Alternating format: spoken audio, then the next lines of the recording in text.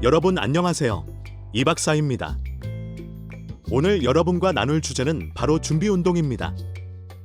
준비운동이 운동의 기본이기도 하지만 특히 다치지 않기 위해 하는 준비운동을 오히려 상해를 유발하는 동작들로 하는 분들을 주변에서 쉽게 볼 수 있으며 트레이너나 운동 지도자들 또한 유행에 따라 잘못된 방식의 스트레칭을 지도하고 있는 것이 현실입니다. 따라서 오늘 영상에서는 준비운동에 대해 학문적 근거를 통한 설명을 명확하고 쉽게 해드리도록 하겠습니다. 준비되셨죠? 시작하겠습니다. 여러분 준비운동이 꼭 필요할까요? 꼭 필요하지는 않습니다. 왜냐고요? 숨이 찰 정도의 달리기 혹은 순발력이나 민첩성이 크게 요구되지 않는 운동은 굳이 준비운동이 필요하지 않다고 말할 수 있겠습니다. 예를 들어 가벼운 걷기나 공원 산책 같은 경우가 여기에 해당하겠죠. 하지만 이외의 운동들은 꼭 준비운동이 필요합니다. 예를 들어 심박수가 일정 수준 이상으로 상승하거나 급격한 방향 전환이 요구되는 테니스, 농구, 축구, 배드민턴 같은 운동은 반드시 준비운동이 필요합니다. 이러한 종목들을 할 때는 부상의 위험이 크기 때문에 준비운동을 통해 신체를 충분히 워밍업 시켜야 합니다. 준비운동의 필요성을 조금 더 쉽게 설명해 보겠습니다. 집에 있는 책상 위에 고무 찰흙이 있다고 생각해 보세요. 그리고 그 고무 찰흙을 양손으로 잡고 갑자기 힘을 주어 양쪽으로 확 당긴다면 어떻게 될까요? 당연히 끊어지겠죠. 하지만 그 찰흙을 양손으로 조물조물 만지면서 열을 가해 따뜻하게 만든 뒤에 당긴다면 이번에는 쉽게 끊어지지 않고 부드럽게 늘어날 것입니다. 우리의 근육도 마찬가지입니다. 준비운동을 통해 예열과 스트레칭을 하지 않은 상태에서 갑자기 근육이 늘어나는 동작을 하게 되면 근육이 찢어지는 상해를 입을 확률이 매우 높아집니다. 그래서 상해를 예방하기 위해서는 준비운동은 반드시 필요한 것입니다. 준비운동이 필요한 이유를 조금 더 상세하게 알아보겠습니다.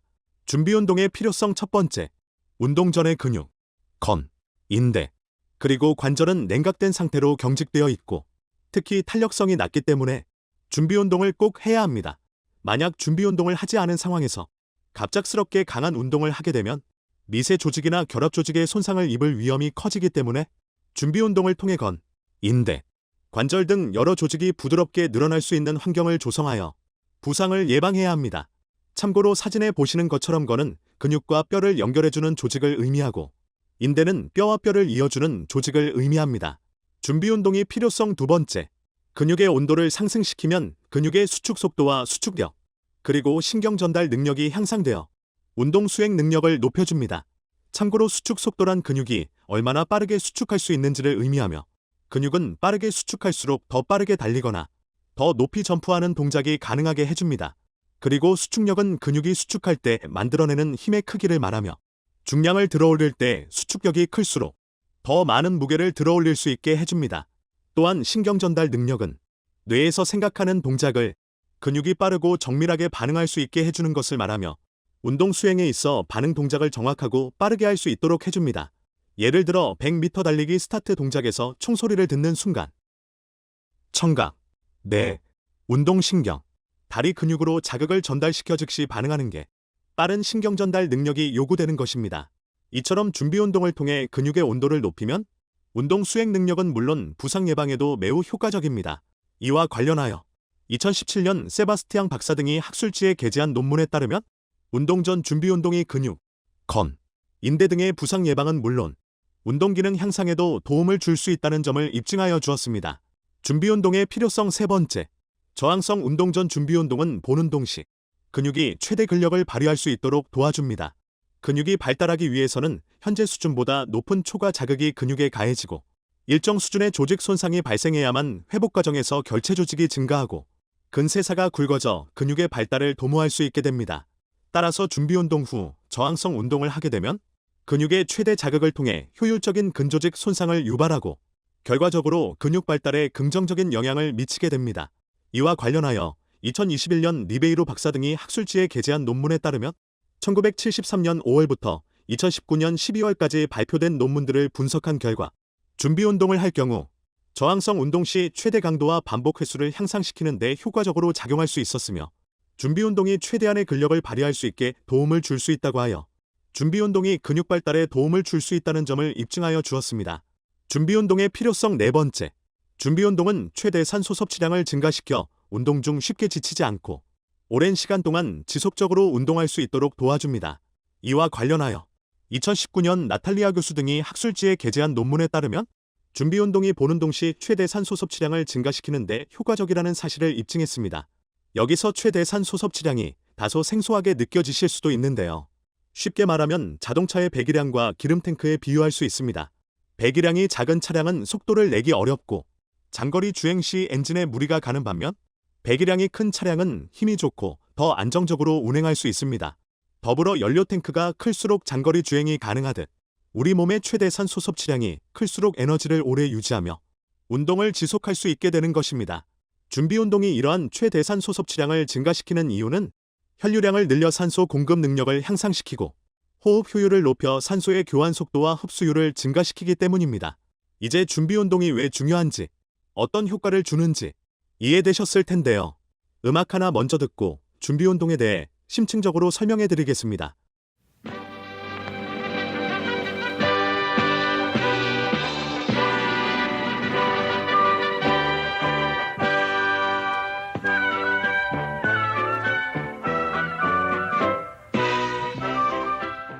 많이 익숙한 음악이시죠? 네, 맞습니다. 국민체조입니다. 국민체조의 동작은 준비운동의 중요한 요소인 스트레칭을 위해 만들어진 것인데요. 안타깝게도 국민체조의 동작들은 자칫 잘못할 경우 상해를 유발할 수 있는 동작들이 포함되어 있기 때문에 주의를 해야 합니다. 이와 관련하여 P2BUL이라는 운동 관련 전문 서적에서는 주의가 필요한 해로운 스트레칭 동작들을 지적하고 있는데요. 그 중에 국민체조 동작들이 다수 포함되어 있습니다. 주의해야 할 동작 첫 번째는 목 돌리기 동작입니다. 이 동작은 목의 스트레칭 효과보다는 오히려 경추에 불필요한 긴장을 유발해 신경 손상이나 디스크 질환을 초래할 수 있어 각별한 주의가 필요합니다. 주의해야 할 두 번째 동작은 등배 운동입니다. 이 동작은 요추, 무릎 관절, 그리고 햄스트링 근육에 무리를 줄 수 있어 부상의 위험이 따릅니다. 이외에도 국민체조에 포함된 많은 동작들이 갑작스럽게 근육, 인대, 건을 과도하게 늘려 손상을 유발할 수 있으므로 주의 깊게 수행해야 합니다. 이처럼 준비운동이라고 해서 모두가 안전한 것은 아니며 올바른 방법으로 시행하는 것이 중요합니다. 그렇다면 이제부터 준비운동의 다양한 유형과 각각의 장단점에 대해 자세히 알아보겠습니다. 스트레칭의 종류는 크게 세 가지로 나눌 수 있습니다. 첫 번째 스트레칭은 정적 스트레칭으로 통증이 느껴지지 않을 정도까지 근육을 천천히 늘린 상태로 잠시 유지한 후 다시 원래 자세로 돌아오는 방식입니다. 두 번째 스트레칭은 동적 스트레칭으로 근육을 리듬감 있게 움직이며 신체를 준비시키는 방식으로 운동 전 워밍업으로 자주 활용됩니다. 국민체조 동작들이 여기에 속합니다. 세 번째 스트레칭은 페네프 스트레칭으로 고유수용성 신경근 촉진을 말합니다. 이 스트레칭은 원래 운동선수나 재활 환자를 위한 물리치료 영역에서 주로 사용되던 기법입니다. 최근에는 일반인들도 많이 활용하고 있지만 정확한 기법과 보조자의 도움이 필요한 만큼 설명을 생략하도록 하겠습니다. 스트레칭은 주로 정적 스트레칭과 동적 스트레칭을 이용합니다. 그리고 2000년도 이전까지는 대부분의 전문가들이 준비운동으로 정적 스트레칭을 권장하여 왔습니다. 하지만 2000년도에 접어들면서부터는 동적 스트레칭을 권장하기 시작했습니다. 왜냐하면 정적 스트레칭을 할 경우 본운동 시 근력과 반응 속도를 저하시킬 수 있다는 연구 결과들이 보고되었기 때문입니다. 하지만 저는 다양한 운동 생리학 및 운동 처방 서적을 통해 갑작스러운 동적 스트레칭은 오히려 상해를 유발할 수 있다는 점을 알고 있었기 때문에 의구심을 갖고 다양한 연구들을 분석해봤습니다.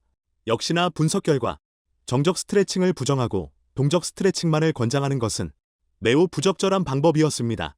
지금부터 관련된 연구 논문들을 통해 상세히 설명드리도록 하겠습니다. 앞서 설명한 것처럼 1990년대 말까지는 준비운동으로 정적 스트레칭을 권장하는 것이 일반적이었습니다. 그러나 2000년도에 포프 박사 등이 학술지 논문을 통해 1538명을 대상으로 12주 동안 실험을 진행한 결과 정적 스트레칭이 부상 예방에 효과가 없다는 사실을 보고한 이후 후속 연구들에서도 정적 스트레칭이 준비운동으로 효과가 없다는 논문들이 다수 나오기 시작하면서 결국은 정적 스트레칭을 기피하고 동적 스트레칭을 준비운동으로 권장하는 분위기가 형성되기 시작된 것입니다. 그리고 2023년도에 리 박사 등이 학술지에 게재한 논문에서 스트레칭의 효과를 분석하기 위해 총 3183개의 문헌을 검색한 뒤 기준에 부합하는 최종 35편의 연구를 메타 분석한 결과 준비운동으로 동적 스트레칭을 단독으로 할 경우 또는 정적 스트레칭과 동적 스트레칭을 병행할 경우에는 점프력과 스프린트 수행 능력이 향상되는 효과가 있는 것으로 나타난 반면 정적 스트레칭만을 단독으로 수행할 경우 오히려 경기력에 부정적인 영향을 미치는 것이 확인되었다고 보고하였습니다. 덧붙여 연구진은 정적 스트레칭이 근방추를 과도하게 자극하여 근 활성화를 저하시킬 수 있다고 하였습니다. 즉, 정적 스트레칭은 경기력에 부정적인 영향을 미치지만 동적 스트레칭은 효율적이라는 제시를 한 것입니다. 그래서 이 연구 이후 많은 트레이너들이 준비 운동으로 정적 스트레칭은 무조건 나쁘다라고 여기고 배제하며 동적 스트레칭만을 시행하는 경우가 많아졌습니다. 여기서 근방추에 대해 잘 모르시는 분들을 위해 설명드리자면 근방추는 근육 내부에 위치한 감각 수용기로서 근육의 길이가 갑작스럽게 늘어날 때 이를 감지하고 중추신경계에 위험 신호를 보내는 역할을 합니다. 예를 들어 다리를 찢는 스트레칭을 해본 경험이 있다면 어느 순간 극심한 통증으로 인해 반사적으로 다리를 오므렸을 것입니다. 이것이 바로 근방추가 감지한 자극에 따라 내가 멈추라는 신호를 보내 나타난 행동인 것입니다. 즉, 연구자가 전달하고 싶었던 내용이 정적 스트레칭을 할 경우 근방추가 상해를 예방하기 위하여 긴장 상태에 돌입하기 때문에 본 운동 시 기량을 발휘할 수 없다는 것입니다. 하지만 이런 접근은 매우 단편적이고 잘못된 해석입니다. 왜냐하면 정적 스트레칭을 단순히 좋고 나쁘다로 구분할 수 없으며 언제, 어떻게, 어떤 강도로 수행하느냐에 따라 그 효과가 달라질 수 있기 때문입니다. 이와 관련하여 2021년 데이비드 박사 등이 학술지에 게재한 논문에 따르면 이들은 정적 스트레칭의 메커니즘을 규명하기 위해 2016년 이후 발표된 스트레칭 관련 논문 44편을 분석하였습니다.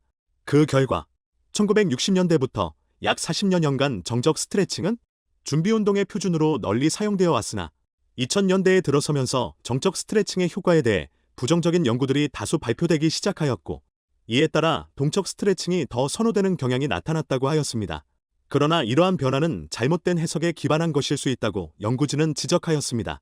왜냐하면 분석 결과 정적 스트레칭이 운동 능력에 부정적인 영향을 미친 경우는 대부분 60초 이상 장시간 수행했을 때에 한정되었으며 60초 이하로 수행한 정적 스트레칭은 근력, 유연성, 운동 수행 능력 향상 등에 오히려 긍정적인 효과를 보였기 때문이라고 하였습니다. 덧붙여 연구진은 정적 스트레칭을 단순히 비효율적이거나 해롭다고 일반화하기보다는 스트레칭의 수행 시간, 방법, 본 운동과의 연계 방식 등 다양한 조건을 종합적으로 고려해야 한다고 연구진은 강조하였습니다. 저 역시 본 주제를 준비하며 수십 편의 논문을 분석한 결과 정적 스트레칭 자체가 나쁜 것이 아니라 문제의 핵심은 스트레칭의 지속 시간과 적용 방식에 있었다는 점을 확인할 수 있었습니다. 이와 관련하여 핀토 박사 등이 2014년 학술지에 게재한 논문을 살펴보면 실험을 통해 양쪽 다리의 4개 주요 근육을 대상으로 각각 30초 및 60초간 정적 스트레칭을 수행하게 한 결과 30초간의 정적 스트레칭은 운동 수행에 부정적인 영향을 주지 않았으나 60초간의 스트레칭은 점프력 저하를 초래할 수 있다고 보고하였습니다. 또한 앤선 이 박사 등이 2018년 학술지에 게재한 논문에 따르면 60초 미만의 정적 스트레칭은 동적 스트레칭과 비교했을 때 점프력, 달리기, 스프린트 사이클 등의 수행 능력에 미치는 영향에서 유의미한 차이가 없었으며 오히려 효과적인 준비운동 방법으로 평가될 수 있다고 보고하였습니다. 즉, 이상의 두 논문은 정적 스트레칭이 무조건 나쁜 것이 아니라 수행 시간에 따라 미치는 영향이 다르다는 것을 입증하여 준 것입니다. 따라서 정적 스트레칭이 무조건 나쁘다고 여기며 기피하면 안 되고 올바른 방법으로 수행해야 하는 것입니다. 지금부터 올바른 스트레칭 방법을 알려드리겠습니다. 효과적인 준비운동 방법 첫 번째, 근육의 온도를 높여줄 수 있도록 제자리 뛰기나 팔 벌려 뛰기를 합니다. 왜냐하면 운동 전 근육은 냉각 상태에 있기 때문에 갑자기 늘어날 경우 근파열 같은 상해를 입을 수 있기 때문입니다. 두 번째, 정적 스트레칭을 먼저 수행합니다. 왜냐하면 동적 스트레칭을 갑자기 할 경우 순간적으로 근육이 늘어나 상해가 유발될 수 있기 때문입니다. 그리고 정적 스트레칭 방법은 통증이 느껴지지 않을 정도까지 최대한 근육을 늘린 후 정지 상태에서 10초간 센 후 제자리로 천천히 돌아옵니다. 절대로 부위당 동작이 30초를 넘기면 안 됩니다. 세 번째, 정적 스트레칭 후 동적 스트레칭을 수행합니다. 그리고 부위당 동작 수행 횟수는 10회 이내가 적당합니다. 주의사항은 근육이나 건 그리고 인대에 손상이 갈 정도로 격하게 늘리는 수축 이완을 하면 안 됩니다. 지금까지 준비운동의 필요성과 효과적인 스트레칭 방법에 대해 알아보았습니다. 이번 강의를 통해 준비운동이 단순히 몸을 푸는 수준을 넘어 과학적 근거와 실제 사례를 바탕으로 운동 수행 능력 향상과 부상 예방에 얼마나 중요한지 이해하셨기를 바랍니다. 정리하자면 준비 운동은 근육 발달과 지구력 강화에도 긍정적인 영향을 미치며 단순히 많이, 세게가 아니라 어떻게, 어떤 순서로, 어떤 강도로 하느냐가 핵심입니다. 준비 운동 없이 운동을 시작하는 것은 워밍업 없이 시동만 켠 자동차를 갑자기 급가속하는 것과 같아 부상 위험이 커질 수 있습니다. 아울러 정적 스트레칭과 동적 스트레칭을 적절히 조합해 실시한다면 여러분의 운동은 더욱 안전하고 효율적으로 이어질 수 있습니다. 끝까지 집중해 주셔서 감사합니다.